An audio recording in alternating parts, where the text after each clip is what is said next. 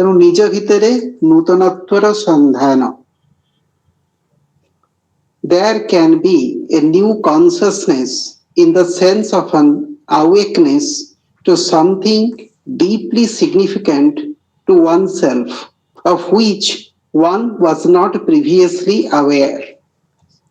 तेणु ये जो निज भितरे आमे गोटे नूतनत्वर स्पर्श लाभ करिबा तार अर्थ कौन. तेणु ये जो नूतन चेतनार उदय हेबार अर्थ हैला जेतेबेले व्यक्ति तार हृदयर निभृत कोणरे अनुभव करे एक अपूर्व अनुभूतिर स्पर्श. से अनुभूति एपरि अनन्य होई थाए जे ताहा पई अत्यंत गुरुत्वपूर्ण होई थाए. काहेकि कारण पूर्वरु ये जो अनन्य अनुभूति संपर्क रे से आगुरु अवगत नथिला. यह तार जीवन रे प्रथम तर निमित्त से उपलब्धि करुछि. तेणु ये जो नूतन अनुभूतिर स्पर्श ताकु गोटे नूतनत्वर आनंद देई थाए. तेणु जीवन भितरे गोटे नवीनता आसी थाए. से किछि नूतन जिनिस मध्य आविष्कार कला परि ताकु प्रतीत हुई. A color blind man might suddenly, through some happy change in the apertures of his vision, become aware of the existence of colors with all the variety and richness they bring into one's life. A less spectacular change at a different level, but of far-reaching importance to oneself and others, would be a deep realization of the unity and sanctity of life, and arising from it a fundamentally different attitude towards life in every form. तेणु ये जो भाव को व्यक्त करने को जाई, ये जो नूतनत्वर स्पर्श ये भाव को से व्यक्त करने को जाई से आमको एक उदाहरण देइछंती. से उदाहरण हैला जदि जने व्यक्तिंकर चक्षु विभिन्न रंग जानिबा को असमर्थ होई थाए तांकर दृष्टिकोण सीमित रहे. कारण सी कौनसी रंग को जानी पारि न थांती. किंतु एपरि स्थले जदि कौनसी कारणवशत से व्यक्तिंकर दृष्टि शक्ति रे उन्नति परिलक्षित हुए एवं ए पृथ्वीर विभिन्न वर्ण गुड़ा को से उपलब्धि करि पारंती तांकर जीवन सहसा धन्य हुए.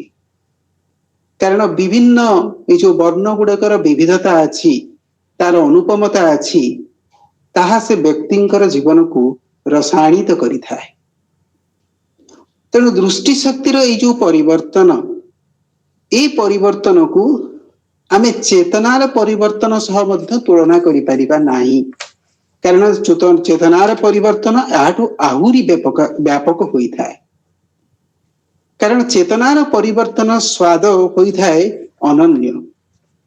तेणु थरे जेतेबेले चित्तवृत्ति आमर केंद्रीभूत हुए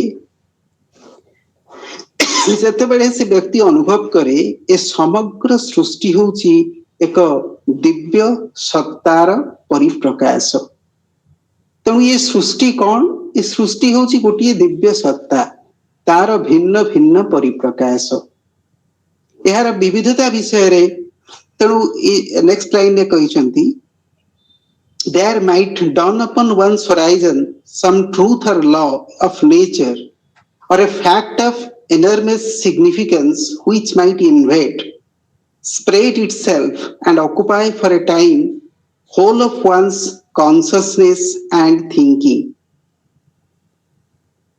तेणु तांकर जीवन रे ये जो विविधता संपर्क रे जो से आसे से जो विविधता को लक्ष्य करती जे किपरि गोटे दिव्य सत्ता भिन्न भिन्न आकारे Bhavre निजको परिप्रकाश करूचंती.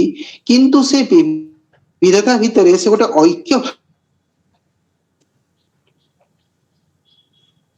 Unity and sanctity of life arising from it. तेणु आ भितर गोटे ऐक्य मनोभाव से लक्ष्य करि थांती. ତା संगे संगे अनुभव करती जीवनर एक अतुलनीय पवित्रता। तेणु सबु जीवन पवित्र, सबु रूप पवित्र। तेणु ये जो पवित्र भाव, ये पवित्र भाव भितर गोटे ऐक्य भाव मध्य होई आसी थाए। तेणु ये जो अंतर्दृष्टि आसी थाए, सीए अंतर्दृष्टि महनीय होई जीवन को सुदूर प्रसारी करि थाए। एवं ये जो सुदूर प्रसारी जीवन होई थाए, तन्मध्यरु जात होई थाए जीवन प्रति एवं जीवनर प्रत्येक रूप प्रति एक भिन्न दृष्टिकोण। भिन्न दृष्टिकोण अर्थ है एठी सबु रूप भितरे फॉर्म आमे जाको कहूछु, सबु रूप भितरे से लक्ष्य करि थाए गोटे ऐक्य भाव, जे how the whole universe is fundamentally one. तेणु प्रत्येक रूप रे गोटे जीवन रही एवं प्रत्येक जीवन प्रति गोटे सम्मान बोध अच्छी, गोटे पवित्र भाव अच्छी। तेणु से निज चेतनार पृष्ठभूमि रे दंडायमान होइकी आविष्कार करे प्रकृतिर एक अनुपम नियम को एवं यह भितरे लुकायित होइथिबा सत्य को। तेणु प्रकृतिर ये जो नियम अच्छी, जो नियम आमे देखुचु, आमे आमको जो नियम जना पड़ुची जे किपरि भाबरे फूलर फल होउची, आमे खाउचु, किपरि भाबरे संतान संतति बढ़ुचंती, ये सब प्रकृतिर होउची सेकेंडरी लॉ। ये प्रकृतिर प्राइमरी लॉ नुहे, प्राथमिक प्रकृतिर प्राथमिक जो रही नियम एगुड़िक नुहे। दीज आर सेकेंडरी सब सेकेंडरी लॉज। किंतु जेतेबेले चित्तवृत्ति आमर केंद्रीभूत होई थाए एवं आमे बहु ऊर्ध्व को जाई थाउ, सेतेबेले ए जो रूप भितरे रही जीवन रूप भितरे रहू प्रकृतिर जो गूढ़ नियम रही, जो निगूढ़ तत्व को रही, ता भितरे जो लुकायित होइकी रही, जहाकू साधारणतः आमे दर्शन करि पारुनु, अंतर्दृष्टि आसिले आमे ताकू दर्शन करिताउ। तेणु यह से व्यक्ति पाई बहु गुण रे महत्वपूर्ण होई थाए, ता जीवन को ये व्यापक करि थाए एवं एइटा ता जीवन को महत्वपूर्ण मध्य होई थाए। तेणु धीरे धीरे तार समग्र चित्तवृत्ति को यह आच्छन्न करी रखि थाए, which might invade, spread itself and occupy for a time whole of one's consciousness and thinking। तेणु समग्र चित्तवृत्ति को ये जो भाव ये आच्छन्न करि थाए, भावना को मंद्रित करि थाए एवं मानस दिगंत को विध्वनित करि थाए। तेणु से मानस दिगंत भितर लक्ष्य करे प्रकृतिर अनुपम सत्य को, जो सत्य साधारणतः आमे देखि पारु ना, ता भितर आसीता एक वैप्लविक परिवर्तन, एक नूतनत्वर स्पर्श रे से आनंद विभोर होई उठे। But transcending any change due to a particular cause or impact, what is new might be something fundamental in the deepest sense which comes over the whole of one's consciousness, not from without but from within, casting a new light on all things, transforming its whole nature and quality, a veritable mutation with a quality of newness in every aspect of it। गोटे दीर्घ वाक्य, किंतु ए दीर्घ वाक्य भितरे से गोटे भल कथा मध्य कहउचंती।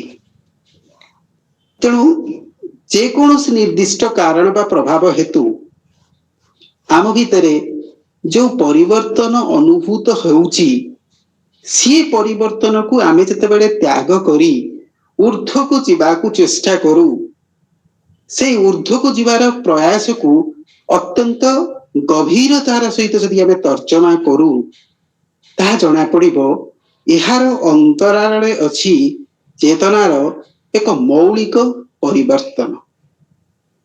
तेणु एहार अर्थ कौन? तेणु आमे जानिचु, पूर्वर पाठ करि सारिचु, चेतना दिने थिला शुद्ध, दिने थिला पवित्र, दिने सेही ब्रह्मत्वर विशालता भितरे से मध्यम विशाल थिला, किंतु सेई चेतना निजे आकार प्राप्ति निमित्त जेतेबेले जीवन सत्ता भितरे जीवन रूप भितरे प्रकाश लाभ कला ता भितरे परिवर्तन आसिला, ता भितरे जटिलता आसिला, ता भितरे ऐक्य मनोभाव आसिला नाही। तेणु एहीपरि भावरे जीवन रूप भितर से बारंबार जन्म मृत्यु एही द्वार देकी विभिन्न जीवन रूप मध्यरे से निजको प्रकाश करिथाए। तेणु एपरि प्रकाश करिबा हेतु से जो शुद्ध अनुपम पवित्र चेतना से परिवर्तित होइथाए। किंतु जेतेबेले जीवन रे गोटे मुहूर्त आसे जो मुहूर्त रे आमे उद्यम करू जे एई सबु परिवर्तन को त्याग करी आमे ऊर्ध्व को जीवा एवं एई जो संकल्प भितरे आसे जे मु सबु परिवर्तन को त्याग करी मु ऊर्ध्वगामी हेबी, एई संकल्प को बा एई त्याग को आमे जति अति गभीरतार सहित तर्जना करिबा, गभीरतार सहित देखिबा, आमे जानि परिबा यह केवल गोटे क्षणिक भाव नुहे, या भितरे रहिछि यार अंतराल रहिछि गोटे चेतनार आभिमुख्यर परिवर्तन, मौलिक परिवर्तन। तेणु जो मुनि ऋषि माने जो महामनीषी माने एई पथ देकी आसीचंती तांकु जेते मध्य एई जो सांसारिक जीवनर जेते वैभव विभूति प्रलोभन देखेले मध्य से सबको त्याग करिकी ए मार्ग को आसीचंती। आमे जदि गौतम बुद्धंक जीवन देखिबा साधारण भावरे आमे जहा जीवन रे प्राप्ति हेबाकू चेष्टा करू सबु किछि तांको निकटरे उपलब्ध थिला। से राजकुमार थिले, सम्राट थिले, तांको पाखरे बहु अनुबद्ध सुंदरी नर्तकी मध्य थिले, तांको पाखरे अजस्र स्वर्ण अलंकार मध्य थिला। किंतु ए सबु किछि को जेतेबेले से त्याग करी से चाहिए मोर जो चेतनार ये जो परिवर्तन आसी मु जो वर्तमान अच्छी मु ताठु आउरी ऊर्ध्व को गति करी ए सब को जेतेबेले त्याग करी से ऊर्ध्व को जीवाकू चाहिए आमे सेतेबेले कहिबा या होउची चेतनार एक मूल परिवर्तन, आमे जहा कहूछु मौलिक परिवर्तन। ये बुद्धंकर नाही बहु महामनीषींक जीवन रे मध्य आसीछि। तेणु सेमाने सदाबेले प्रचेष्टा करिसंती जे चेतनार अति ऊर्ध्व स्तर को जीवा पई कौनसी सांसारिक सुख प्राप्ति निमित्त से चेष्टा करी नाहंती कि सुख प्राप्ति मिलिथिले मध्य से प्रति आकर्षित होई नाहंती। तेणु यार अंतराल रे अछि एक चेतनार मूल परिवर्तन। एई जो परिवर्तन ये समग्र चेतना को प्रभावित करिथाए। तेणु ये जो परिवर्तन आसी थाए गोटे fundamental change in the deepest sense which comes over one's consciousness not from without but from within. तेणु ये जो परिवर्तन आसी जाऊ चेतना को संपूर्ण भाव प्रभावित करिथाए यार आरंभ कौनसी बाह्य जगतर वस्तुरु होई न थाए। तेणु ये परिवर्तन सूत्रपात आम बाह्य जगत नुहे बरं हृदयर अभ्यंतर ए परिवर्तन आसी थाए, ए प्रकार अभिलाष आसी थाए। तेणु मुझे बुद्धंकर कथा कहबी गोटे जगह मु जानिछि जे बुद्धंकर जीवन रे तांकर पिता शुद्धजन लक्ष्य कले जेतेबेले जरा व्याधि कि कौनसी झड़ीबा पत्र को से लक्ष्य करूचंती तांग भितरे वैराग्य भाव आसुछि। तेणु सेथिपाई सीए जो उद्यान को जाउथिले से उद्यान को जीवा पूर्वरु बहु कर्मी जाइकी से उद्यान रु झड़ा पत्र गोटे आनुथिले। यार अर्थ शुद्धजन चाहुथिले मो पुत्र सेतेबेले उद्यान भितर को जीव सेठी सद्य प्रस्फुटित पुष्प देखिबो, सेठी सबु किछि सबुज थिबो, सबु किछि विभिन्न वर्णर फूल पुष्परे शोभा पाउथिबो, सेठी कौनसी सुखिला पत्र भी नथिबो, सेठी कौनसी भावरे गोटे सुखिला गछ भी नथिबो काहेकि ता मनरे किछि आघात आसी पारे। किंतु एठी बाह्य जगतर सुखिला पत्र कि बाह्य जगतर वार्धक्य देखि बुद्धदेवଙ୍କ जीवନରେ परिवर्तन आसी नथिला कि काहा जीवନରେ मध्ये बाह्य जगतर परिवर्तन आसे नाही। ये परिवर्तन आसी थाए हृदयर अभ्यंतररु, प्राणर अभ्यंतररु ये परिवर्तनर सूत्रपात होई थाए। casting a new light on all things, transforming its whole nature and quality, a veritable mutation with a quality of newness in every aspect of it. ଆଉ ଯେତେବେଳେ ପରିବର୍ତ୍ତନ ଆସିଥାଏ ଏହାର ଅବର୍ଣ୍ଣନୀୟ ଭାବର ଆଲୋକରେ ସବୁ କିଛି ସମୁଦ୍ଭାସିତ ହୋଇ ଉଠେ। ମାନବର ପ୍ରକୃତିକୁ ତାର ଗୁଣାବଳୀକୁ ଏହା ଭିନ୍ନ ଭାବରେ ରୂପାନ୍ତରିତ କରିଥାଏ।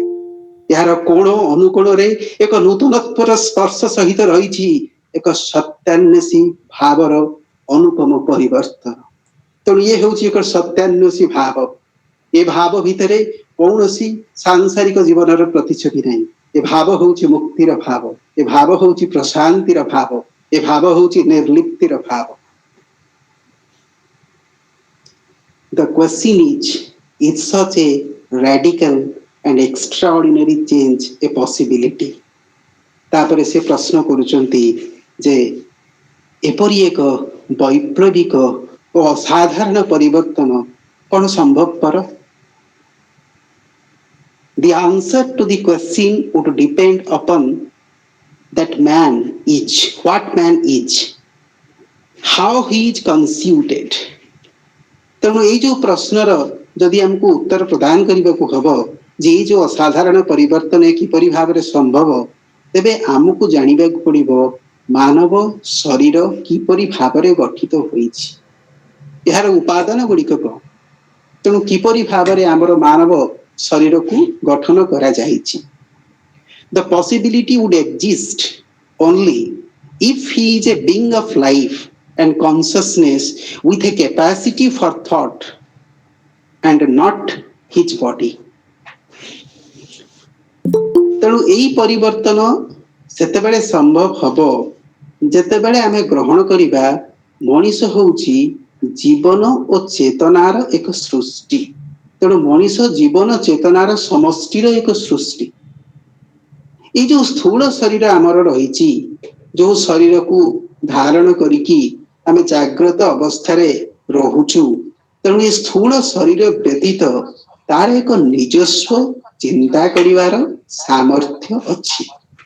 ତେଣୁ ଆମେ ସମସ୍ତେ ଜାଣିଛୁ ବ୍ରହ୍ମ ବିଦ୍ୟାରେ ଯେ ମଣିଷର ସ୍ଥୂଳ ଶରୀର ହେଉଛି ତାର ସବୁଠାରୁ ନ୍ୟୁନ ଶରୀର। ଇଏ ଶରୀର ଭିତରେ ସେପରି କିଛି ଅନୁପମ ଭାବର ପ୍ରକାଶ ସହଜରେ ହେବା ନାହିଁ। ତେଣୁ ଏ ସ୍ଥୂଳ ଶରୀର ବ୍ୟତୀତ ମଣିଷ ମଧ୍ୟ ଚିନ୍ତା କରିପାରିବ, ତାର ନିଜସ୍ୱ ଚିନ୍ତା କରିବାର ମଧ୍ୟ ସାମର୍ଥ୍ୟ ରହିଛି। ତେଣୁ ମଣିଷ ମାନେ ଆମେ ଯୋଉ ଦୃଶ୍ୟମାନ ହେଉଛି ଶରୀର, ସେ ଶରୀର ନୁହେଁ। The very phrase my body which he commonly uses implies a measure of dissociation of himself, whatever that himself might be, from his body.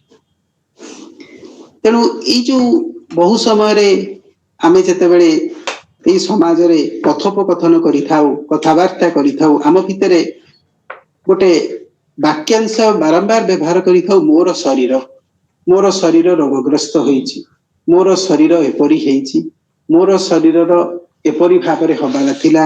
ତେଣୁ ଏଇ ଯୋଉ ବାକ୍ୟାଂଶ ମୋର ଶରୀର, ଆମେ ଏହାକୁ ବାରମ୍ବାର ବ୍ୟବହାର କରିଥାଉ। ତେଣୁ ଏପରି ବ୍ୟବହାର କରିବା ଦ୍ୱାରା ଆମର କ'ଣ ହେଇଥାଏ? ଏପରି ବ୍ୟବହାର କରିବା ଦ୍ୱାରା ସେ କହୁଛନ୍ତି ଆମର ଯୋଉ ନିଜର ସମ୍ପର୍କ ଶରୀର ସହିତ ରହିଛି, ଯାହା ହେଉନା କାହିଁକି ଏପରି ଶବ୍ଦର ଯୋଉ ବାରମ୍ବାର ଆମେ ପ୍ରୟୋଗ କରୁଛୁ, ଏହା ଦ୍ୱାରା ଆମେ ନିଜଠାରୁ ନିଜକୁ ବିଚ୍ଛିନ୍ନ କରିଥାଉ। ତେଣୁ it implies a measure of dissociation of himself. ତେଣୁ ଆମେ ନିଜଠାରୁ ନିଜକୁ ବିଚ୍ଛିନ୍ନ କରିଥାଉ। କାହିଁକି? କାରଣ ମୁଁ ତ ଶରୀର ନୁହେଁ। ଶରୀର ହେଉଛି ଏକ ବସ୍ତ୍ର ସଦୃଶ, ଯାହାକୁ ମୁଁ ପରିଧାନ କରିଛି। ତେଣୁ ମୁଁ ଶରୀର ନୁହେଁ। ମୁଁ ଯୋଉ ବସ୍ତ୍ର ଆଜି ପିନ୍ଧିଛି, ମୁଁ ସେ ବସ୍ତ୍ର ନୁହେଁ, ସେ ବସ୍ତ୍ର ମୁଁ ପରିଧାନ କରିଛି। ତେଣୁ ଶରୀରଟାକୁ ମୁଁ ପରିଧାନ କରିଛି, କିନ୍ତୁ ଶରୀର ମୁଁ ନୁହେଁ। ତେଣୁ ମୁଁ ଯେତେବେଳେ କହୁଛି ଅଜ୍ଞତା ବସିତ ମୋର ଶରୀର, ଏପରି ପ୍ରୟୋଗ ଦ୍ୱାରା ମୁଁ ନିଜକୁ ନିଜଠାରୁ ବିଚ୍ଛିନ୍ନ କରୁଛି। କାରଣ ମଣିଷ ଶରୀର ନୁହେଁ, ତାର ମନ ଓ ଚିନ୍ତାଧାରା ହିଁ ତାକୁ ଏପରି ଭାବରେ ବିଚ୍ଛିନ୍ନ କରିଥାଏ। Obviously it is his mind or thought which thus dissociates himself. ତେଣୁ ତାର ଯୋଉ ନିଜର ଯୋଉ କାମ ମାନସ ରହୁଛି ତା ଭିତରେ, ଏଇଟା ଖାଲି ଆମେ ମାନସ ମାଇଣ୍ଡ ମନ ରହିବନି, ଯୋଉ କାମନା ଜର୍ଜରିତ ମନ ରହୁଛି, ତାର ଯୋଉ କାମନା ବାସନା ସହିତ ଚିନ୍ତା ରହୁଛି, ତେଣୁ ଏଇ ଯୋଉ କାମ ମାନସ, ଯଦିଓ ସେଠି କାମ ମାନସ ଶବ୍ଦର ବ୍ୟବହାର କରିନାହାନ୍ତି, ନିଶ୍ଚିତ ଭାବରେ ଇଏ ହଉଛି କାମ ମାନସ, ନିମ୍ନ ମାନସ ଆମେ କହିପାରିବା। ତେଣୁ ନିଜର ନିମ୍ନ ମାନସ ଯୋଗୁ, ନିଜର ଚିନ୍ତାଧାରା ଯୋଗୁ ତା ଭିତରେ ଏପରି ଭାବରେ ନିଜ ଠାରୁ ବିଚ୍ଛିନ୍ନ କରିବାର ଗୋଟେ ପ୍ରୟାସ ଆସିଥାଏ।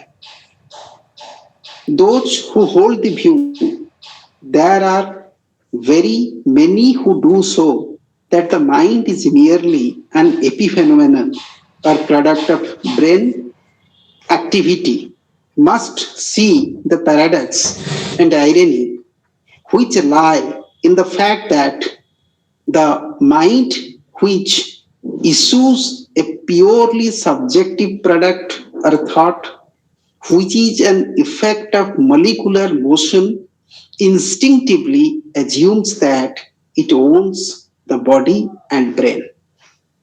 ତେଣୁ ସେ କହିଛନ୍ତି ଏପରି କାହିଁକି ଚିନ୍ତାଧାରା ସୃଷ୍ଟି ହେଉଛି। ତେଣୁ ସାଧାରଣତଃ ଏପରି ମତବାଦ ରହିଛି, ଆଉ ଯାହାକୁ ଆମେ ମଧ୍ୟ ସମସ୍ତେ ବିଶ୍ୱାସ କରିଥାଉ, ଯେ ମନ ମସ୍ତିଷ୍କର କ୍ରିୟାଶୀଳତାରୁ ଜାତ ହୋଇଛି। ତେଣୁ ମାଇଣ୍ଡ ଇଜ ମିୟରଲି ଆନ୍ ଏପିଫେନୋମେନନ୍ ଅର୍ ପ୍ରଡକ୍ଟ ଅଫ୍ ବ୍ରେନ୍ ଆକ୍ଟିଭିଟି। ତେଣୁ ମଣିଷର ମନ କଣ? ମନ କ୍ରିୟାଶୀଳତାରୁ ନିଃସୃତ ହେଇଛି। ତେଣୁ ଯେତେବେଳେ ଆମର ମସ୍ତିଷ୍କ କ୍ରିୟାଶୀଳ ହେଇକି ଚିନ୍ତା କରୁଛି, ସେଉଥିରୁ ମନ ହେଇଛି, ଏପରି ଭାବରେ ଆମେ ସମସ୍ତେ କହିଥାଉ। କିନ୍ତୁ ଏପରି ଏକ ଉକ୍ତି ଯେ ମନ ଆମର ମସ୍ତିଷ୍କର କ୍ରିୟାଶୀଳତାର ଜାତ ରହିଛି, ତାହାର ଏକ ବିପରୀତ ଦିଗ ମଧ୍ୟ ରହିଛି। ତାର ବିପରୀତ ଦିଗ କଣ? ମନ ହେଉଛି ଏକ ଭାବ ପ୍ରବଣତାର ବିଷୟ। ଯେତେବେଳେ ଆମେ ମାଇଣ୍ଡ କହିଥାଉ, ସେତେବେଳେ ଇଟ୍ ଡିନୋଟ୍ସ ଏ ସବଜେକ୍ଟିଭ କ୍ୱାଲିଟି, ଏ ଗୋଟେ ଭାବ ପ୍ରବଣତାକୁ ବୁଝାଇଥାଏ। ତେଣୁ ମନ ଯେହେତୁ ଏକ ଭାବ ପ୍ରବଣତାର ବିଷୟ, ତେଣୁ ଯେତେବେଳେ ଏଇ ଭାବ ପ୍ରବଣତା କେତେବେଳେ ଆସିଥାଏ? ଯେବେ ମାନସ ଶରୀରରେ ଥିବା ସୂକ୍ଷ୍ମାତି ସୂକ୍ଷ୍ମ ଅଣୁ ପରମାଣୁ ମାନେ ଚଳନ କରନ୍ତି, ତାହା ମନରେ ଭାବନା ସୃଷ୍ଟି କରେ।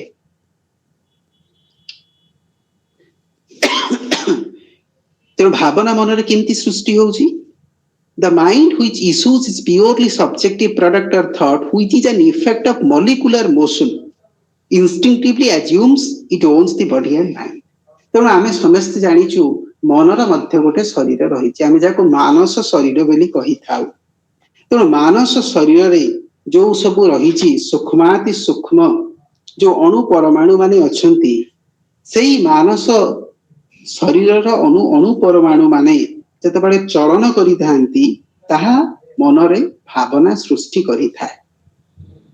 ତେଣୁ ଏପରି ଏକ ସତ୍ୟ ଯେ ମଣିଷର ମନ ହେଉଛି ଭାବ ପ୍ରବଣତା, ଏବଂ ଏହି ମାନସ ଶରୀରରେ ଯେତେବେଳେ ଚଳନ ସୃଷ୍ଟି ହୁଏ, ତାହା ଭାବନା ସୃଷ୍ଟି କରେ। ଏଇ ଯୋଉ ସତ୍ୟ ଇଏ ପ୍ରତିପାଦନ କରୁଛି ଯେ ମନ ଶରୀର ଓ ମସ୍ତିଷ୍କକୁ ବଶୀଭୂତ କରେ। ତେଣୁ ମନକୁ ମସ୍ତିଷ୍କ କରେନି, ବରଂ ମନ ମସ୍ତିଷ୍କକୁ ବଶୀଭୂତ କରେ, ମସ୍ତିଷ୍କ ସଙ୍ଗେ ସଙ୍ଗେ ଶରୀରକୁ ମଧ୍ୟ ବଶୀଭୂତ କରିଥାଏ। ତେଣୁ ପ୍ରତ୍ୟେକ ମନ ବିଭିନ୍ନ ଭାବରେ ଆମ ମସ୍ତିଷ୍କକୁ ବଶୀଭୂତ କରିକି ରଖିଛି। ତେଣୁ ମନ ଏପରି ଏକ ଶବ୍ଦ ଯାହା ଭାବନାର କ୍ରିୟାରୁ ଜାତ ହୋଇନାହିଁ। ତେଣୁ ମନକୁ ଆମେ କହିପାରିବାନି ଏ ଭାବନାର କ୍ରିୟାରୁ ଜାତ ହୋଇଛି। Instinctively use that it owns the body and it owns the body and the brain. ତେଣୁ ତକ୍ଷଣାତ୍ ଆମେ କହିବା ବରଂ ମନ ଶରୀର ଏବଂ ମସ୍ତିଷ୍କକୁ ଧାରଣ କରିକି ରଖିଛି। The use of the word mind as distinguished from the activity of thought, which in this matter best view is a series of extraordinary effect, implies the existence of an individualized entity which, if formed by those mechanical effects, must be purely artificial and ephemeral creation possessing a wholly illusionary existence. ତେଣୁ the use of what mind, ତେଣୁ ଆମେ ବସ୍ତୁବାଦୀ ଦୃଷ୍ଟିରେ ଆମେ ଯଦି ଲକ୍ଷ୍ୟ କରିବା ଜାଣିପାରିବା ଯେ ମନ ଶରୀରର ଯେ ମନ ଭାବନାର କ୍ରିୟାରୁ ଜାତ ହୋଇନି ଏବଂ ମନ ମଧ୍ୟ ଭାବନା ନୁହେଁ, distinguished from the activity of thought। ଆଉ ମନ କଣ? ମନ ହଉଛି ଏ ବସ୍ତୁବାଦୀ ଦୃଷ୍ଟିକୋଣରେ ଆମେ ମନକୁ କଣ କହିବା ନା ମନ ହଉଛି ବହୁ ପରୋକ୍ଷ ଭାବର ସମାଗମ, is a series of secondary effect। ତେଣୁ ମନରେ କୌଣସି ପ୍ରତ୍ୟକ୍ଷ ଭାବ ନାହିଁ ମନ ଭିତରେ। ତେଣୁ ମନ ହଉଛି କଣ ନା ବହୁ ପରୋକ୍ଷ ଭାବର ସମାଗମ। ଏସବୁ ପରୋକ୍ଷ ଭାବ କଣ? ଏ ପରୋକ୍ଷ ଭାବ ଆମ ଯେତେ ସବୁ ସାଂସାରିକ ଭାବ ଆସିଥାଏ, କାମ କ୍ରୋଧ ଲୋଭ ମୋହ ଯାହା ସବୁ ଆମକୁ ସଂସାର ଭିତରେ ଜଡ଼ିକି ରଖିଥାଏ, ମନଟା ସଦାବେଳେ ସେଇଠି ହିଁ ନିମଜ୍ଜିତ ହୋଇକି ରହିଥାଏ। ମନ ଭିତରେ କାମନା ଥାଏ, ବାସନା ଥାଏ, ବିଭିନ୍ନ ନକାରାତ୍ମକ ସକାରାତ୍ମକ ଚିନ୍ତାଧାରା ମଧ୍ୟ ରହିଥାଏ। କିନ୍ତୁ ଯେଉଁ ଚିନ୍ତାଧାରା ରହିଥାଏ ଏଥିରେ କିଛି ଦିବ୍ୟତ୍ୱର ପ୍ରତ୍ୟକ୍ଷ ଭାବ ନଥାଏ, ଏଥିରେ ଏପରି ବହୁ ପରୋକ୍ଷ ଭାବ ସିଏ ସମାହିତ ହୋଇକି ରହିଥାନ୍ତି। implies the existence of an individualized entity। ତେଣୁ ଏହାର ଅର୍ଥ କଣ? ଏହାର ଅର୍ଥ ହଉଛି ଆମ ଭିତରେ ଏକ ବ୍ୟକ୍ତିଗତ ଚେତନାର ସତ୍ତା ବିଦ୍ୟମାନ। ତେଣୁ ପ୍ରତ୍ୟେକ ମନ ଭିତରେ ଗୋଟେ ବ୍ୟକ୍ତିଗତ ପରିପ୍ରକାଶ ମଧ୍ୟ ରହୁଛି, ଚେତନାର ପରିପ୍ରକାଶ ମଧ୍ୟ ରହୁଛି। ତେଣୁ ପ୍ରତ୍ୟେକ ଚେତନା ମୌଳିକ ଭାବରେ ଏକ, ଆମେ ଏକ ସ୍ରୋତରୁ ହିଁ ଆସିଛୁ। କିନ୍ତୁ ଯେତେବେଳେ ଆକାର ପ୍ରାପ୍ତ ହୋଇକି ଆମେ ଏଇ ବିଭିନ୍ନ କ୍ରମ ବିକାଶ ପଥରେ ଯାତ୍ରା କରୁଛୁ, ସେତେବେଳେ ପ୍ରତ୍ୟେକ ମନ ଭିତରେ ଏକ ବ୍ୟକ୍ତିଗତ ଚେତନା ଧୀରେ ଧୀରେ ସୃଷ୍ଟି ହେଉଛି। ତେଣୁ ଏହା ହେଉଛି ଏକ ଇଣ୍ଡିଭିଜୁଆଲାଇଜ୍ଡ ଏଣ୍ଟିଟି, ଏକ ବ୍ୟକ୍ତିଗତ, ଆମେ ଏହାକୁ ଚେତନାର ସତ୍ତା କହିପାରିବା। ଏହି ସତ୍ତା ଯଦି ମନର ଚିରାଚରିତ ଯାନ୍ତ୍ରିକ ପ୍ରଭାବ ଦ୍ୱାରା ପରିଚାଳିତ ହୁଏ, if it is formed by these mechanical effects, ତେଣୁ ଏହା ଯଦି ମନର ଏଇ ଯୋଉ ଯାନ୍ତ୍ରିକ ସତ୍ତା ଦ୍ୱାରା ପ୍ରଭାବ ଦ୍ୱାରା ପରିଚାଳିତ ହୁଏ, ତେଣୁ ଆମେ ଏହି ସତ୍ତାକୁ କହିପାରିବା ଇଏ ପୂର୍ଣ୍ଣ ମାତ୍ରାରେ ଅପ୍ରାକୃତିକ, ପିଓରଲି ଆର୍ଟିଫିସିଆଲ ଆଣ୍ଡ ଏଫିମେରାଲ କ୍ରିଏସନ। ଇଏ ହେଉଛି ପୂର୍ଣ୍ଣ ଭାବରେ ଅପ୍ରାକୃତ ଏବଂ ଏହାର ଏକ ଭ୍ରମାତ୍ମକ କି କ୍ଷଣସ୍ଥାୟୀ ଅସ୍ତିତ୍ୱ ଥାଏ। ତେଣୁ ଯଦି ମନର ସାଂସାରିକ ଭାବ ଦ୍ୱାରା ମୋର ଚେତନା ବିଶେଷ ଭାବରେ ପ୍ରଭାବିତ ହୋଇଛି, ଯାହାକି ସମସ୍ତଙ୍କ ଜୀବନରେ ମଧ୍ୟ କ୍ରମ ବିକାଶ ପଥରେ ହୋଇଥାଏ, ଯେତେବେଳେ ଏହା ହୋଇଥାଏ ତାହେଲେ ଆମେ ମନକୁ କଣ କହିବା ନା ମନ ଏଠି ସମ୍ପୂର୍ଣ୍ଣ ଭାବରେ ପ୍ରକୃତିଠୁ ବହୁ ଦୂରେଇ ଯାଇଛି। ସେ ପ୍ରକୃତ ଅବସ୍ଥାରେ ବହୁ ଦୂରେଇ ଯାଇକି ସେ ଅପ୍ରାକୃତିକ ହୋଇଯାଇଛି। ତା ଭିତରେ କାମନା ବାସନା ବିଭିନ୍ନ ନକାରାତ୍ମକ ଚିନ୍ତାଧାରା ଆସିଛି ଏବଂ ଏହା ହେଉଛି କଣ ନା ଏହା ହେଉଛି ଆ ଭିତରେ ମଧ୍ୟ ଗୋଟେ ପ୍ରବଳ ଅହଂଭାବ ମଧ୍ୟ ଆସେ। ଏବଂ ଏ ସବୁ କିଛି କଣ ନା ଏ ସବୁ କିଛି ହେଉଛି ଏକ ଭ୍ରମାତ୍ମକ ଆଉ କ୍ଷଣସ୍ଥାୟୀ ଅସ୍ତିତ୍ୱ। ଏହା ହେଉଛି ଏକ ଭ୍ରମର ଅସ୍ତିତ୍ୱ ଥାଏ। ତେଣୁ ଆ ଭିତରେ ମୁତ୍ୱ ବିଦ୍ୟମାନ ଥାଏ। ତେଣୁ ଆ ଭିତରେ କଣ ଆସେ? ଆ ଭିତରେ ଗୋଟେ ବିଚ୍ଛିନ୍ନ ଭାବ ଆସେ ଯେ ମୁଁ ଅନ୍ୟମାନଙ୍କଠୁ ବିଚ୍ଛିନ୍ନ, ମୁଁ ଅନ୍ୟମାନଙ୍କ ସାଙ୍ଗରେ ଏକା ନୁହେଁ, ଏପରି ଭାବ ଆସିଥାଏ। But in this view which derives mind from matter, the only view possible or a view that explains all the phenomenon of consciousness। ସେଠି ଆଉ ଗୋଟେ ପ୍ରଶ୍ନ ପଚାରୁଛନ୍ତି ଯେ ଏହି ଯୋଉ ମତ ଯାହା ବିଶ୍ୱାସ କରେ ମନ ବସ୍ତୁର ଭାବର ହିଁ ଉତ୍ପନ୍ନ ହୋଇଛି, ଯୋଉମାନେ ବିଶ୍ୱାସ କରନ୍ତି, ତେଣୁ ବସ୍ତୁବାଦୀ ଅର୍ଥରେ କୁହନ୍ତି ଯେ ବସ୍ତୁର ଭାବରୁ ହିଁ ମନର ସୃଷ୍ଟି ହୋଇଛି, ଏହା କଣ ଏକ ଗ୍ରହଣ ଯୋଗ୍ୟ ଦୃଷ୍ଟିକୋଣ? ଏ ଦୃଷ୍ଟିକୋଣକୁ ଆମେ କଣ ସଦାବେଳେ ଗ୍ରହଣ କରିପାରିବା? ଆଉ ଏହା ବ୍ୟତୀତ ଆମେ କଣ ଆଉ ଏକ ଭିନ୍ନ ମତବାଦକୁ ଗ୍ରହଣ କରିବା ଯାହା ଚେତନାର ବିଭିନ୍ନ ଭାବ ଆଉ ରୂପକୁ ମଧ୍ୟ व्यक्त करि पारिबो which explains all the phenomenon of consciousness. तेणु को भाव को आमे ग्रहण करिबा तेणु आमे कोन भाबिबा विश्वास करिबा जे मन वस्तुर एक उत्पन्न होईची एवं वस्तुरे समाहित होईकी रहिबो अथवा मन होउची आउ एक दिव्य भाव दिव्य रूपर विच्छिन्न भाव चेतनार एक विच्छिन्न भाव एवं यहा आमको धीरे धीरे धीरे धीरे चेतना भितरे जो नैपुण्यता रही तार सूक्ष्माति सूक्ष्म जो स्तर सब रही तार विभिन्न जो रूप रही ये सब विषय रे आमको ज्ञात कराई पारिबो तेणु आमे को भाव को ग्रहण करिबा may not both life and consciousness have a different origin and status.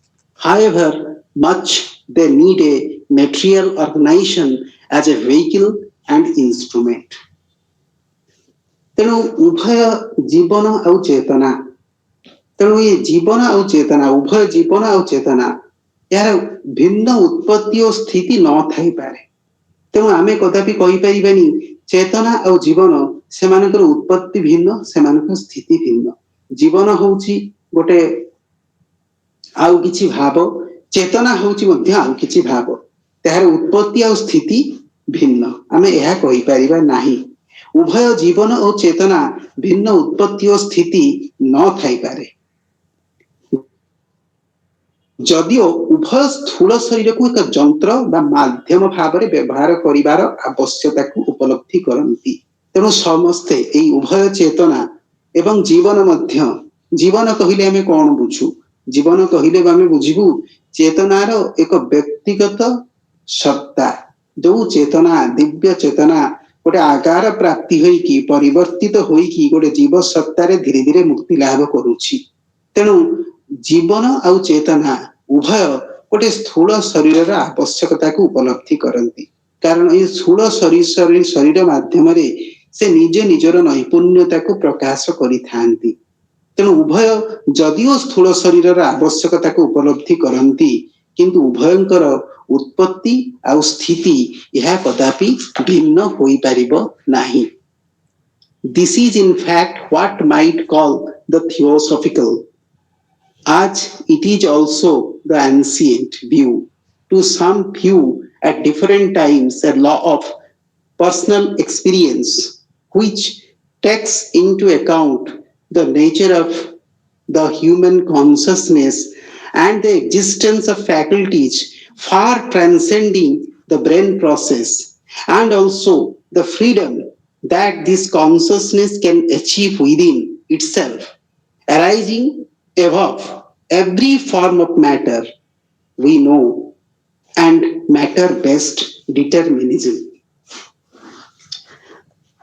तेणु यही जो कहा जाउची जे जीवन आउ चेतना उभय ए स्थूल शरीर आवश्यकता को उपलब्धि कले मध्य सेमानकर स्थिति बा उत्पत्ति भिन्न नुहे आमे एहा कुही कहि परिबा एहा होची वास्तविक भाबरे ब्रह्म विद्या एहा ही थियोसॉफिकल थॉट एहा ही ब्रह्म विद्या तेणु प्राचीन काल रे जो अल्प किछि मुनि ऋषि माने व्यक्तिगत भाव रे यार उपलब्धि प्राप्त होइथिले सेमानक जीवन दर्शन रे मध्य एही सत्य प्रतिभात होइथिला तेणु सेमाने मध्य जानिथिले हम प्राचीन कालरू मध्य जे जीवन आउ चेतना एमाने एक एवं शरीर ए जीवन और चेतना सहित जड़ित नुहे शरीर होउची एक माध्यम जहाकू ए उभय व्यवहार करिथांती तेणु सेमानक जीवन रे मध्य एही सत्य प्रतिभात होइथिला मस्तिष्कर क्रियाशीलता को लंघन करी ता मध्य जो अफुरंत शक्तिर उच्च रही एवं तार चेतनार जो नैपुण्यता अछि से संपर्क रे सेमाने अवगत थिले तेणु प्राचीन काल रे जो मुनि ऋषि माने थिले जो साधु संत माने थिले सेमाने मध्य अवगत थिले जो मस्तिष्क आमे कहूचु ब्रेन कहूचु से जो मस्तिष्कर क्रियाशीलता को बहु दूर से क्रियाशीलता को लंघन करिकी मनीष भितरे गोटे विशाल शक्तिर गोटे अफुरंत शक्तिर उच्च रही ଏବଂ ତାହାର ଚେତନା ସେ ଅଫୁରନ୍ତ ଶକ୍ତିର ଉଚ୍ଚ ସହିତ ମିଶ୍ରିତ ମଧ୍ୟ ହୋଇକି ରହିଛି ଏବଂ ଏହାକୁ ସେମାନେ ବ୍ୟକ୍ତିଗତ ଭାବରେ ସେ ଉପଲବ୍ଧି ମଧ୍ୟ ପ୍ରାପ୍ତ ହୋଇଥିଲେ। ତେଣୁ ବିଷୟ ଭିତ୍ତିକ ଏଇ ଯୋଉ ଆମେ ଯାଉଛି ମ୍ୟାଟର ବେସ୍ଡ, ତେଣୁ ଏଇ ଯୋଉ ବିଷୟ ଭିତ୍ତିକ ଚିନ୍ତାଧାରାକୁ ତ୍ୟାଗ କରି ବସ୍ତୁର ସକଳ କଳେବର ବା ବସ୍ତୁର ଯେତେ ସବୁ ରୂପ ରହିଛି ସେ ରୂପ ଠାରୁ ନିଜକୁ ମୁକ୍ତ କରିକି ମାନବର ଚେତନା କିପରି ନିର୍ଲିପ୍ତିର ସୀମାହୀନତାରେ ଆନନ୍ଦିତ ହୋଇ ଉଠିବ, ଏହା ସେମାନଙ୍କର ମଧ୍ୟ ହୃଦବୋଧ ହୋଇଥିଲା। ତେଣୁ ଆମ ସମସ୍ତଙ୍କର ଚେତନା ବସ୍ତୁର କଳେବର ଭିତରେ ସେ ବାନ୍ଧି ହେଇକି ରହିଛି, ବନ୍ଧନ ଭିତରେ ରହିଛି ଏବଂ ଆମର ଭିତରେ ବିଭିନ୍ନ ବିଷୟ ଭିତ୍ତିକ ଚିନ୍ତାଧାରା ମଧ୍ୟ ରହିଛି। ବିଷୟ ଭିତ୍ତିକ ଚିନ୍ତାଧାରା କଣ? ବିଷୟ ଭିତ୍ତିକ ଚିନ୍ତାଧାରା ହେଲା ସକଳ ବସ୍ତୁକୁ ଭୋଗ କରିବାର ଲାଳସା। ତେଣୁ ଏଇ ଯୋଉ ବିଭିନ୍ନ ବସ୍ତୁକୁ ଭୋଗ କରିବାର ଲାଳସା, କାମ, କ୍ରୋଧ, ଲୋଭ, ମୋହ, ଏ ସବୁ କିଛି ହଉଛି ବିଷୟ ଭିତ୍ତିକ ଚିନ୍ତାଧାରା। ତେଣୁ ବିଷୟ ଭିତ୍ତିକ ଚିନ୍ତାଧାରାକୁ ଯେତେବେଳେ ମୁଁ ସମ୍ପୂର୍ଣ୍ଣ ଭାବରେ ତ୍ୟାଗ କରୁଛି, ମୋ ଭିତରେ କୌଣସି ବିଷୟ ପ୍ରତି, ସାଂସାରିକ ବସ୍ତୁ ପ୍ରତି ଆଉ ଲୋଭ ନାହିଁ, ତାକୁ ମୁଁ ତ୍ୟାଗ କରୁଛି ଏବଂ ମୁଁ ଯୋଉ ବସ୍ତୁକୁ, ମୁଁ ଯୋଉ ଶରୀରକୁ ଧାରଣ କରିଛି, ଯୋଉ ରୂପ ମଧ୍ୟରେ ମୋର ଚେତନା ପ୍ରକାଶ କରୁଛି, ସେ ରୂପର ସ୍ଥିତିରୁ ମଧ୍ୟ ମୁଁ ନିଜକୁ ମଧ୍ୟ ମୁକ୍ତ କରୁଛି।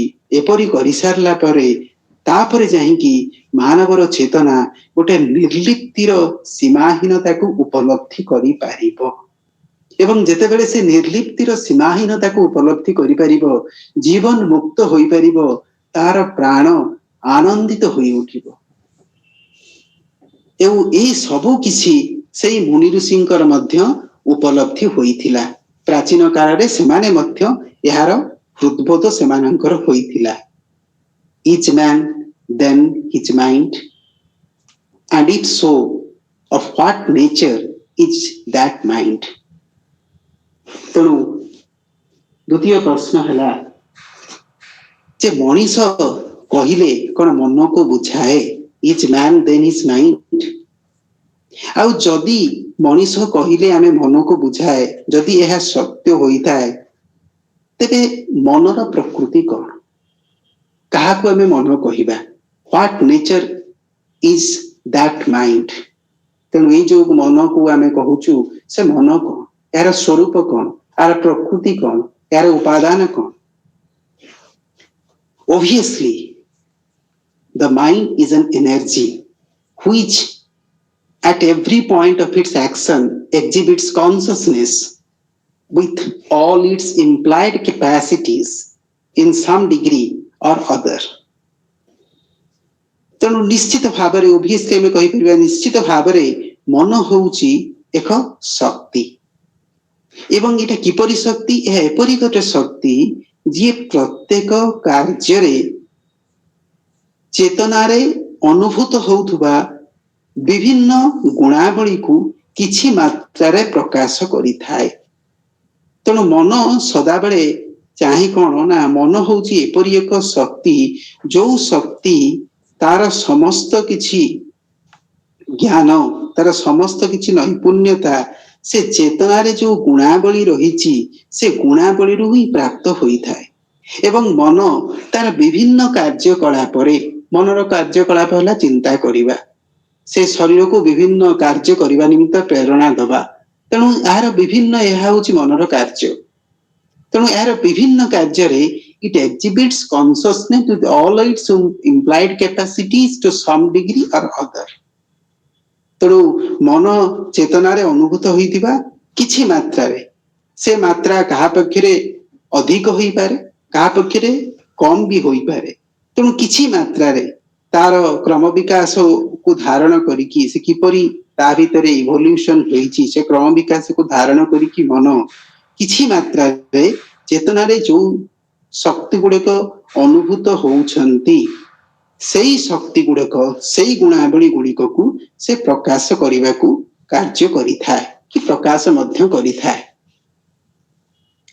In the process of thinking, this energy moves so quickly, changing direction very readily, is so sensitive and influenced by every circumstance and factor that it develops an extraordinary complexity in the way it operates. And the mind of each human being, as it expands from its beginning and settles down, presents itself as a unique formation. ତେଣୁ in the process of thinking, ତେଣୁ ଆମ ଯେତେବେଳେ ଚିନ୍ତାର ଆମ ମନର କାର୍ଯ୍ୟ ହେଲା ଚିନ୍ତା କରିବା, ତେଣୁ ମନର ଯେତେବେଳେ ଚିନ୍ତା କରିଥାଏ, ତେଣୁ ଏଇ ଯୋଉ ଚିନ୍ତା କରିବା ପ୍ରକ୍ରିୟାରେ ସିଏ ଚେତନାର ଶକ୍ତିକୁ ଖୁବ୍ ଶୀଘ୍ର କାର୍ଯ୍ୟକାରୀ କରିଥାଏ। କିନ୍ତୁ ମନର ଗତି ହେଉଛି ତୀବ୍ର ଏବଂ କ୍ଷଣକୁ କ୍ଷଣ ସହଜରେ ସେ ତାର ଗତିପଥ ମଧ୍ୟ ପରିବର୍ତ୍ତନ କରିଥାଏ। ଆମେ ଜାଣିଛୁ ମନର ଗତି ଅତ୍ୟନ୍ତ କ୍ଷିପ୍ର ଏବଂ କ୍ଷଣ କ୍ଷଣକୁ ମଧ୍ୟ ତା ଭିତରେ ପରିବର୍ତ୍ତନ ଆସିଥାଏ। ସେ ଏପରି ଭାବରେ ସମ୍ବେଦନଶୀଳ ଯେ ବିଭିନ୍ନ ପରିବେଶ ପରିସ୍ଥିତି ଦ୍ୱାରା ପ୍ରଭାବିତ ହୋଇଥାଏ। ଆମେ ସମସ୍ତେ ଦେଖିଛୁ ଯେ ଜୀବନରେ ଯେତେବେଳେ ବିଭିନ୍ନ ପରିବେଶ ଆଉ ପରିସ୍ଥିତି ଆସୁଛି, ସେ ପରିବେଶ ଆଉ ପରିସ୍ଥିତି ଆମକୁ ଭାବନାତ୍ମକ କରୁଛି, ଆମକୁ ବିଶେଷ ଭାବରେ ମ୍ରିୟମାଣ କରୁଛି, ଆମକୁ ବିଶେଷ ଭାବରେ ଆମର କାର୍ଯ୍ୟକୁ ମଧ୍ୟ ପ୍ରଭାବିତ କରୁଛି। ତେଣୁ କାହିଁକି ନା ମନ ହେଉଛି ସଦାବେଳେ ସମ୍ବେଦନଶୀଳ, ସେ ବିଭିନ୍ନ ଭାବରେ ସମ୍ବେଦନଶୀଳ। ତେଣୁ ଯେହେତୁ ସେ ସମ୍ବେଦନଶୀଳ, ସେ ପରିବେଶ ପରିସ୍ଥିତି ଦ୍ୱାରା ପ୍ରଭାବିତ। ଯୋଉ ମହାମନୀଷୀ ମାନେ ଅଛନ୍ତି, ଯାହାଙ୍କର ମନ ଅତ୍ୟନ୍ତ ଦୃଢ, ଯାହାଙ୍କର ଚେତନା ଅତ୍ୟନ୍ତ ଉର୍ଦ୍ଧ୍ୱ, ସେପରି ମହାମନୀଷୀ ମାନେ ବିଭିନ୍ନ ପରିବେଶ ପରିସ୍ଥିତି ଦ୍ୱାରା ଆକ୍ରାନ୍ତ ହୁଅନ୍ତି ନାହିଁ। ସାଧାରଣତଃ ଆମେ ସମସ୍ତେ ପରିବେଶ ପରିସ୍ଥିତି ଦ୍ୱାରା ପ୍ରଭାବିତ ହୋଇଥାଉ। ତେଣୁ ଅନେକ ସମୟରେ କାର୍ଯ୍ୟ ସମ୍ପାଦନ କଲାବେଳେ ମନ ଭିତରେ ଅସାଧାରଣ ଜଟିଳତା ଆସିଥାଏ। ତେଣୁ ଯେତେବେଳେ ଆମେ ବିଭିନ୍ନ କାର୍ଯ୍ୟ କରୁଛୁ, ସେ କାର୍ଯ୍ୟ ଆମେ ସମ୍ପାଦନ ଯେତେବେଳେ କରୁଛୁ, ସେ କାର୍ଯ୍ୟ ସମ୍ପାଦନ କଲା ବେଳେ ମନ ଭିତରେ ବିଭିନ୍ନ କ୍ରିୟା ପ୍ରତିକ୍ରିୟା ସୃଷ୍ଟି ହୋଇକି ବିଭିନ୍ନ ଭାବରେ ମନ ନିଜକୁ ବିକ୍ଷିପ୍ତ କରିକି ବିଭିନ୍ନ ଚିନ୍ତା ମନକୁ ଗ୍ରାସ କରିକି, ତେଣୁ ମନ ଭିତରେ କଣ ଆସିଥାଏ ନା ଗୋଟେ ଜଟିଳତା ଆସିଥାଏ, ଗୋଟେ କମ୍ପ୍ଲେକ୍ସିଟି ଆସିଥାଏ। extraordinary develops extraordinary complexity the way it operates, ତା ଭିତରେ ଗୋଟେ ଅସାଧାରଣ ଜଟିଳତା ଆସିଥାଏ। ତେଣୁ ଯୋଉ ମନ ଦିନେ ସୂକ୍ଷ୍ମ ଥିଲା, ଯୋଉ ମନ ଦିନେ ସରଳ ଥିଲା, ସିଏ ମନ ଗୋଟେ ଅସାଧାରଣ ଜଟିଳତାକୁ ମଧ୍ୟ ଚାଲିଗଲା, ତା ଭିତରେ ମଧ୍ୟ ଗୋଟେ ଜଟିଳତା ଆସିଥାଏ। ଏହିପରି ଭାବରେ ପ୍ରତ୍ୟେକ ବ୍ୟକ୍ତିର ମନ ଆରମ୍ଭରୁ ବିକଶିତ ହୋଇଥାଏ ଏବଂ ସମୟକ୍ରମେ ଧୀରେ ଧୀରେ ଶାନ୍ତ ସମାଧିସ୍ଥ ହୋଇକି ସେ ନିଜକୁ ଏକ ଅନନ୍ୟ ଢଙ୍ଗରେ ଉପସ୍ଥାପନ କରିଥାଏ। ତେଣୁ the mind of each human being as it expands from the beginning and settles down present itself as a unique formation। ତେଣୁ ଆମ ସମସ୍ତଙ୍କର ମନ ମଧ୍ୟ ଯେତେବେଳେ ଏ ମନ ଦିନେ ଆରମ୍ଭ ହୋଇଥିଲା, ଏ ଚେତନା ଦିନେ ଶରୀର ପ୍ରାପ୍ତ ହୋଇଥିଲା, ଆକାରକୁ ପ୍ରାପ୍ତ ହୋଇଥିଲା, ସେତେବେଳେ ଏ ଚେତନାରେ ବିଶେଷ ଜଟିଳତା ନଥିଲା, ସେ ଚେତନାରେ ସରଳତା ଥିଲା। କିନ୍ତୁ ସେ ଚେତନା ଜଟିଳ ହେଲା ଏବଂ ସେ ଯେତେ ବିକଶିତ ହେଲା ତା ଭିତରେ ସେତିକି ମଧ୍ୟ ଜଟିଳତା ଆସିଲା। ତେଣୁ ଏହିପରି ପ୍ରତ୍ୟେକ ବ୍ୟକ୍ତିର ମନ ଆରମ୍ଭରୁ ହୋଇକି ସେ କଣ କରେ ନା ଧୀରେ ଧୀରେ ଧୀରେ ଧୀରେ ବିଭିନ୍ନ ଭାବରେ ସମସ୍ୟାରେ ସେ ପ୍ରଭାବିତ ହୋଇକି ବିଭିନ୍ନ ଘାତ ପ୍ରତିଘାତକୁ ସେ ସମ୍ମୁଖୀନ ହୋଇକି ଏହିପରି ବହୁବାର ଜନ୍ମ ମୃତ୍ୟୁ ଏହିପରି ଭାବରେ ବିଭିନ୍ନ ରୂପକୁ ଧାରଣ କରିସାରିଲା ପରେ ସେ କଣ ହୁଏ ନା ଧୀରେ ଧୀରେ ଧୀରେ ଧୀରେ ତା ଭିତରେ ଗୋଟେ ସ୍ଥିରତା ଆସେ, settles down and present itself in a unique formation। ତେଣୁ ତାହାକୁ କଣ କରେ, ତା ଭିତରେ ଶାନ୍ତ ସମାଧିସ୍ଥ ହୁଏ, ତା ଭିତରେ ସ୍ଥିରତା ଆସେ, ସେ ଏକ ଅନନ୍ୟ ଢଙ୍ଗରେ ଗୋଟେ ସୁନ୍ଦର ଭାବରେ ଗୋଟେ ଅତୁଳନୀୟ ଭାବରେ ସେ ନିଜକୁ ଉପସ୍ଥାପନ କରିଥାଏ। ତେଣୁ ଯେତେବେଳେ ଆମେ ସବୁ ମହାମନୀଷୀକୁ ଦେଖିବା, ଆମେ ଦେଖିବା ସେମାନଙ୍କ ବ୍ୟକ୍ତିତ୍ୱରେ କିଛି ଅନନ୍ୟ ଭାବ ଥାଏ। ଆମେ ବୁଦ୍ଧଙ୍କୁ ଦେଖିବା, ତାଙ୍କର ଅନନ୍ୟ ଭାବ ଥିଲା। ସନ୍ଥ ମହାବୀରଙ୍କୁ ଦେଖିବା, ତାଙ୍କର ମଧ୍ୟ ବ୍ୟକ୍ତିତ୍ୱରେ ଗୋଟେ ଅନନ୍ୟ ଭାବ ଥିଲା। ଆମେ ଶଙ୍କରାଚାର୍ଯ୍ୟଙ୍କୁ ଦେଖିବା, ତାଙ୍କର ବ୍ୟକ୍ତିତ୍ୱରେ ମଧ୍ୟ ଗୋଟେ ଅନନ୍ୟ ଭାବ ଥିଲା। ଏହିପରି ଆମେ ରମଣ ମହର୍ଷିଙ୍କୁ ଦେଖିବା, ସିଏ ତାଙ୍କ ଭିତରେ ଗୋଟେ ଅନନ୍ୟ ଭାବ ଥିଲା। ତେଣୁ ସବୁ ବ୍ୟକ୍ତିର ଜୀବନ ଏହିପରି ଭାବରେ ଆରମ୍ଭ ହୋଇକି ସିଏ ଆକାରକୁ ପ୍ରାପ୍ତ ହୋଇକି ଜଟିଳତା ମଧ୍ୟ ଦେଇ କାମ କ୍ରୋଧ ଲୋଭ ମୋହ ଦ୍ୱାରା ଜର୍ଜରିତ ହୋଇ ଘାତ ପ୍ରତିଘାତକୁ ସମ୍ମୁଖୀନ କରିସାରିଲା ପରେ ଧୀରେ ଧୀରେ ଧୀରେ ଧୀରେ ତା ଭିତରେ ଗୋଟେ ଶାନ୍ତ ଭାବ ସୃଷ୍ଟି ହୁଏ। ସିଏ ସମାଧିସ୍ଥ ହେବାକୁ ଚେଷ୍ଟା କରେ ଏବଂ ଯେତେବେଳେ ସେ ଶାନ୍ତ ହୁଏ, ନିଶ୍ଚଳ ହୁଏ, ସମାଧିସ୍ଥ ହୁଏ, ସେ ମନରେ ଦିବ୍ୟତ୍ୱର ଭାବ ପ୍ରକାଶ ପାଏ ଏବଂ ଯେତେବେଳେ ସେ ଦିବ୍ୟତ୍ୱର ଭାବ ପ୍ରକାଶ ପାଏ, ସେ ନିଜକୁ ଗୋଟେ ସୁନ୍ଦର ଢଙ୍ଗରେ ଗୋଟେ ଅତୁଳନୀୟ ଭାବରେ ୟୁନିକ୍ ଫର୍ମେସନରେ ସେ ନିଜକୁ ପରିପ୍ରକାଶ କରିଥାଏ। It is no longer like a simple homogeneous substance, a white impressionable expanse. ତେଣୁ ତାକୁ ଇଏ ସୁନ୍ଦର ଗୋଟେ ଦାର୍ଶନିକ ଭାବରେ କହିଛନ୍ତି ଯେ ଏଇ ଯୋଉ ମନ ଯିଏ ଶାନ୍ତ ସମାଧିସ୍ଥ ହୋଇଛି ତା ଭିତରେ ଗୋଟେ ଅତୁଳନୀୟ ଭାବ ରହିଛି, ସିଏ ମନକୁ ଆମେ ଏକ ସହଜ ସରଳ ସମଜାତୀୟ ବସ୍ତୁ ଭାବରେ ବିବେଚନା କରିପାରିବା ନାହିଁ।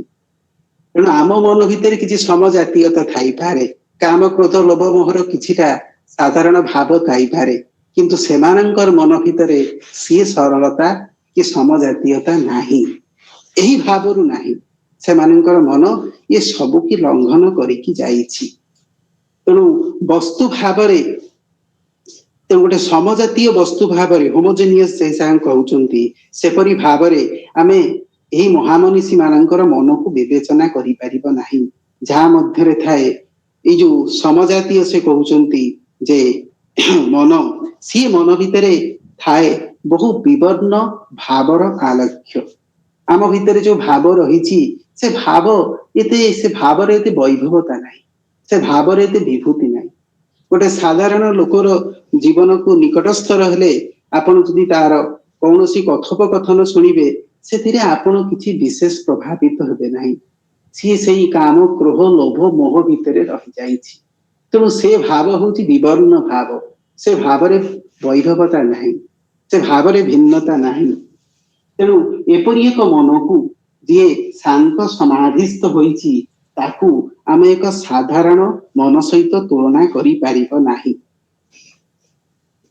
The mind of each one of us is formed out of experiences different from those of others and it functions differently. ତେଣୁ ଆମ ସମସ୍ତଙ୍କ ମନ ବହୁ ଅନୁଭୂତିରୁ ଜାତ ହୋଇଛି। ବିଭିନ୍ନ ଅନୁଭୂତି ପ୍ରାପ୍ତ ହୋଇକି ସେ ଅନୁଭୂତିକୁ ଆଣିକି ମୋ ମନ ସେ ଅନୁଭୂତିରୁ ହିଁ ଜନ୍ମ ନେଇଛି, ସେ ଅନୁଭୂତିରୁ ହିଁ ଜାତ ହୋଇଛି ମୋ ମନ। ପ୍ରତ୍ୟେକଙ୍କ ଅନୁଭୂତିରେ ଗୋଟେ ଭିନ୍ନ ସ୍ୱାଦ ମଧ୍ୟ ରହିଛି। ତେଣୁ ସବୁ ଅନୁଭୂତି ମଧ୍ୟ ସମାନ ନୁହେଁ, ପ୍ରତ୍ୟେକଙ୍କ ଅନୁଭୂତିରେ ରହିଛି ଏକ ସ୍ୱାତନ୍ତ୍ର ଏବଂ ଏହା ଭିନ୍ନ ଭାବରେ କାର୍ଯ୍ୟ କରିଥାଏ। ତେଣୁ ଯଦିଓ ଆମେ ସମାନ ପରିବେଶ ମଧ୍ୟରେ ଥାଉ, କିନ୍ତୁ ସେ ସମାନ ପରିବେଶ ଭିତରେ ଆମେ ସମାନ ଅନୁଭୂତି ପ୍ରାପ୍ତ ହଉ। ଆମର ପରିବେଶ ସମାନତାରେ ଆମ ପରିବେଶରେ ସମାନତା ଥାଇପାରେ, କିନ୍ତୁ ଆମ ଅନୁଭୂତିରେ ସବୁ ଅନୁଭୂତିରେ ଗୋଟେ ସ୍ୱାତନ୍ତ୍ର ରହିଛି। ଆମେ ଜାଣିଛୁ ଗୋଟିଏ ପରିବାରରେ ମଧ୍ୟ ଜନ୍ମଗ୍ରହଣ କଲେ ସବୁ ସନ୍ତାନ ସନ୍ତତି ମାନଙ୍କ ଭିତରେ ଗୋଟେ ସମଜାତୀୟ ମନ ଆସିନଥାଏ। ସେମାନଙ୍କର ପରିବେଶ ସମାନ ହେଲେ ମଧ୍ୟ ସେମାନଙ୍କର ଅନୁଭୂତି ସମାନ ହୋଇନଥାଏ। ତେଣୁ ସବୁ ଅନୁଭୂତିର ଗୋଟେ ସ୍ୱାତନ୍ତ୍ର ରହିଛି ଏବଂ ଏଇ ଯୋଉ ଅନୁଭୂତିର ସ୍ୱାତନ୍ତ୍ର ରହିଛି, ଇଟ୍ ଫଙ୍କସନ୍ସ ଡିଫରେଣ୍ଟଲି, ଏହା ଭିନ୍ନ ଭାବରେ କାର୍ଯ୍ୟ କରିଥାଏ। Thus, each one of us has ideas and beliefs on many matters arising from his personal reactions and feelings influenced by his likes and dislikes. Each has its established mechanism of thought and feelings, habits of mind, which are formed in the same manner as it inhabits as habits of body. ତେଣୁ ଆମ ସମସ୍ତଙ୍କର ମନରେ ବିଭିନ୍ନ ବସ୍ତୁ ଉପରେ ଏକ ନିଜସ୍ୱ ଚିନ୍ତାଧାରା ମଧ୍ୟ ରହିଛି, ବିଶ୍ୱାସ ମଧ୍ୟ ରହିଛି। ତେଣୁ ସମସ୍ତଙ୍କୁ ଯଦି ଗୋଟେ ନିର୍ଦ୍ଦିଷ୍ଟ ବସ୍ତୁ ଉପରେ ପ୍ରଶ୍ନ କରାଯାଏ ସେମାନଙ୍କର ନିଜସ୍ୱ ଚିନ୍ତାଧାରା ଭିନ୍ନ ହବ। ଆମେ ଗୋଟେ ଉଦାହରଣ ନେଇପାରିବା, ଯଦି ଆମେ କୌଣସି ରାଜନୈତିକ ବସ୍ତୁ ଉପରେ ବିଷୟବସ୍ତୁ ଉପରେ ତର୍ଜମା କରିବା, ସମସ୍ତଙ୍କର ଏକ ନିଜସ୍ୱ ଚିନ୍ତା ଥାଇପାରେ, ସମସ୍ତଙ୍କର ଗୋଟେ ନିଜସ୍ୱ ବିଶ୍ୱାସ ଥାଇପାରେ। ଏଗୁଡିକ ଏଇ ସବୁ ଗୁଡିକ ଆମର କାମନା, ବାସନା, ପ୍ରତିକ୍ରିୟା ଦ୍ୱାରା ସୃଷ୍ଟି ହେଇକି ଆମର ଇଚ୍ଛା ଓ ଅନିଚ୍ଛା ମାଧ୍ୟମରେ ପ୍ରଭାବିତ ହୋଇଥାଏ, ଆମର ଲାଇକ୍ସ ଆଣ୍ଡ ଡିସଲାଇକ୍ସ। ତେଣୁ ଏଇ ଯୋଉ ଭାବ ଆମ ଭିତରେ ସ୍ୱାତନ୍ତ୍ର ହୋଇକି ଥାଏ, ପ୍ରତ୍ୟେକଙ୍କର ଅଭିବ୍ୟକ୍ତିରେ ଗୋଟେ ଭିନ୍ନତା ଥାଏ। ସେ ଭିନ୍ନତା କିପରି ଆସିଥାଏ? ତେଣୁ ସେ ଭିନ୍ନତା ଆସିଥାଏ ଯେତେବେଳେ ଆମେ ଆମର କାମନା ବାସନା ଦ୍ୱାରା ପ୍ରତିକ୍ରିୟାଶୀଳ ହୋଇଥାଉ। ଆମର ବିଭିନ୍ନ ଇଚ୍ଛା ଥାଏ ଏବଂ ଅନିଚ୍ଛା ଥାଏ। ସେ ଇଚ୍ଛା ଅନିଚ୍ଛା ମାଧ୍ୟମରେ ଆମେ ମଧ୍ୟ ଆମ ମନକୁ ବୁଝାଇଥାଉ। ଆମ ସମସ୍ତଙ୍କ ମନରେ ଚିନ୍ତା କରିବାର ମଧ୍ୟ ଏକ ବିଧିବଦ୍ଧ ପ୍ରକ୍ରିୟା ରହିଛି। ଯେପରି ଶରୀରର କିଛି ଅଭ୍ୟାସ ଥାଏ, ସେହିପରି ଭାବରେ ମଧ୍ୟ ଆମ ସମସ୍ତଙ୍କ ମନର କିଛି ଚିରାଚରିତ ଭାବ ଏବଂ କିଛି ଆବେଗ ପ୍ରବଣତାର ଧାରା ରହିଥାଏ। ତେଣୁ ସମସ୍ତଙ୍କ ମନ ମଧ୍ୟ ଚିନ୍ତା କରିବାର ଗୋଟେ ଭିନ୍ନ ପ୍ରକ୍ରିୟା। ଏବଂ ଆମେ ବ୍ରହ୍ମ ବିଦ୍ୟାରେ ମଧ୍ୟ ଦେଖିଛୁ, ଯୋଉ ମହାମନୀଷୀ ମାନେ ଅଛନ୍ତି ଥିଲେ, ମ୍ୟାଡାମ ବ୍ଲାଭାସ୍କି ହୁଅନ୍ତୁ, ଆଲକଟ ହୁଅନ୍ତୁ, ଲିପ୍ ପିଟର ହୁଅନ୍ତୁ, ଆନିବେସାନ୍ତ ହୁଅନ୍ତୁ, ଆମେ ଇଭିନ୍ ସେମାନଙ୍କର ମନକୁ ଯଦି ଦେଖିବା, ସେମାନଙ୍କର ପୁସ୍ତକକୁ ପାଠ କରିବା ଦେଖିବା, ସେମାନଙ୍କ ମନ ମଧ୍ୟ ଗୋଟେ ଗୋଟେ ନିର୍ଦ୍ଦିଷ୍ଟ ପ୍ରକ୍ରିୟା ମାଧ୍ୟମ ଦେଇକି ହିଁ ସେ ଜିନିଷକୁ ବସ୍ତୁକୁ କି ବିଷୟବସ୍ତୁକୁ ତର୍ଜମା କରିଥାନ୍ତି। ତେଣୁ ସମସ୍ତଙ୍କ ମନରେ ଚିନ୍ତା କରିବାର ଗୋଟେ ବିଧିବଦ୍ଧ ପ୍ରକ୍ରିୟା ଥାଏ। ତେଣୁ ସେ କହୁଛନ୍ତି ଯେପରି ଶରୀରର ପ୍ରତ୍ୟେକ ଶରୀରର କିଛି ଅଭ୍ୟାସ ଥାଏ। ତେଣୁ ଯଦି ଯେପରି ଭାବରେ ଶରୀରର ଯେମିତି ଅଭ୍ୟାସ ଥାଏ, ସେହିପରି ଭାବରେ ମଧ୍ୟ ମନର ମଧ୍ୟ କିଛି ଅଭ୍ୟାସ ରହିଛି। ତେଣୁ ସମସ୍ତଙ୍କ ମନର କିଛି ଚିରାଚରିତ ଭାବ ଆଉ ସମସ୍ତଙ୍କ ଭିତରେ ମଧ୍ୟ କିଛି ସେଇ ଚିରାଚରିତ ଆବେଗ ପ୍ରବଣତା ମଧ୍ୟ ଥାଇପାରେ। ଆମେ ଏଠି ରଖିବା, ନେକ୍ସଟ କ୍ଲାସରେ ଆମେ ନେକ୍ସଟ ପାରାଗ୍ରାଫକୁ ଯିବା। ଆପଣ ମାନେ ଯଦି ପାରିବେ କିଛି ଏ ବିଷୟରେ ଆଲୋଚନା କରନ୍ତୁ। ନମସ୍କାର।